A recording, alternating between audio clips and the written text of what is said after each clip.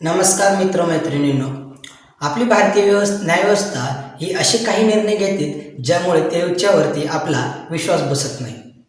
आता राजस्थान उच्च न्यायालयाने असा काही निर्णय घेतला ज्यामुळे काहीसं वेगळं गणित बघण्यास आलं. एका स्त्रीचे अंतवस्त्र काढणे, स्वतः नग्न होणे हा बलात्कारात मोडत नाही असं राजस्थान उच्च न्यायालयाने सांगितलं.